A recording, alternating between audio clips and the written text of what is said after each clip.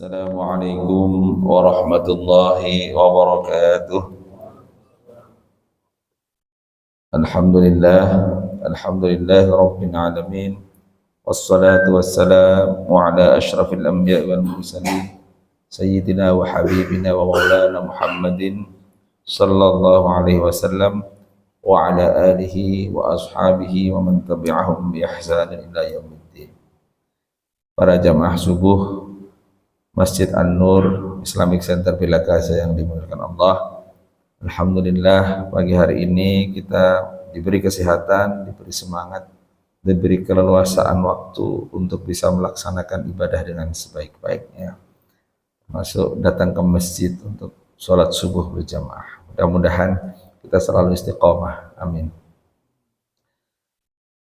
Sebagaimana biasa pada sholat subuh di hari Jumat, kita akan sama-sama menyimak bait dari kitab Al-Hikam karya Syekh Ibnu Athaillah As-Sakandari, yang pada pagi hari ini kita sampai pada bait yang ke-20. Saya bacakan. Qala Syekh Ibnu Athaillah As-Sakandari, ma aradat himmatu salikin antaqifa indama kushifa laha illa wanadathu hawatiful haqiqah alladhi tatlubu amamaka wala tabarrajat lahu zawahirul mukaffanati illa wanadathu haqaiquha innama nahnu fitnatun fala takfur. Al-ayah.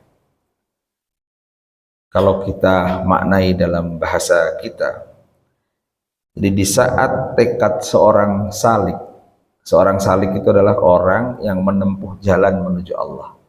Jadi kita kalau sungguh-sungguh kita beribadah, sholat, tadarus, baca Quran, taklim, kita sungguh-sungguh ingin menempuh jalan menuju benar-benar menuju Allah, maka kita bagian menjadi orang yang salik. Jadi orang yang sungguh-sungguh ingin menempuh jalan menuju Allah, itu seorang salik.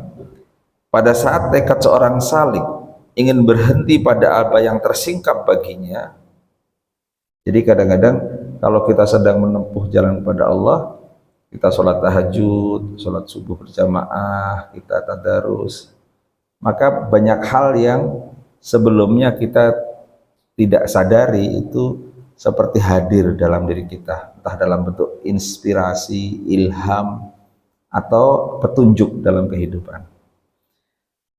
Ketika tekad seorang salik atau orang yang jalan menuju Allah ingin berhenti pada apa yang tersingkap baginya, suara-suara hakikat pun memperingatkannya.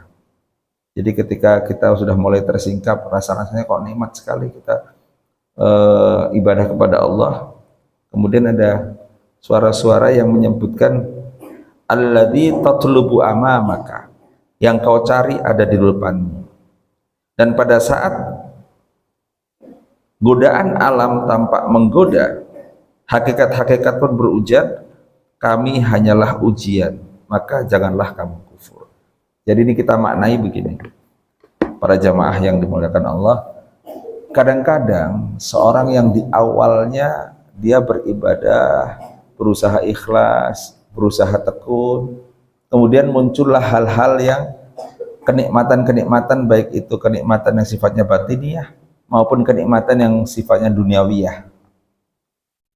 Ketika itu terjadi, kadang ada godaan untuk berhenti.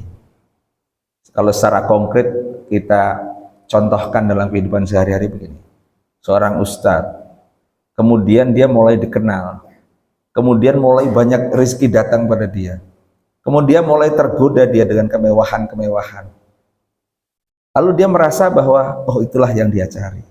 Kalau itu yang terjadi, maka dia berhenti sampai di situ. Padahal ada suara-suara hakikat yang kau cari ada di depanmu. Maksudnya dia harus terus mempertahankan keikhlasan, ketekunan untuk jangan berhenti pada godaan-godaan duniawi itu. Ini sering tidak disadari ketika kita sudah merasa mapan, sudah merasa semuanya tercukupi, justru kita berhenti. Padahal harusnya tidak. Kita terus menjaga keikhlasan, menjaga ketulusan, menambah ibadah, makin keras, makin tekun, makin. Karena kalau tidak, ya kita hanya akan berhenti di situ. Seorang salik yang ingin menuju Allah, kemudian masuk dalam godaan-godaan duniawi yang kemudian jauh dari tujuan. Tujuannya apa? Tujuannya ihsan, tujuannya ikhlas. Ihsan itu kita beribadah bukan lagi karena dibayar, bukan karena dipuji, bukan karena mendapatkan kehormatan, tapi betul-betul karena ya demi Allah saja. Tidak mudah, tidak mudah. Terutama orang yang berada di puncak-puncak kesuksesan yang terlihat secara duniawi. Itu tidak mudah. Oleh karena itu, Syekh Ibnu Athaillah Sakandari mengingatkan ketika kita menempuh jalan kepada Allah, menjadi seorang salik, hati-hati.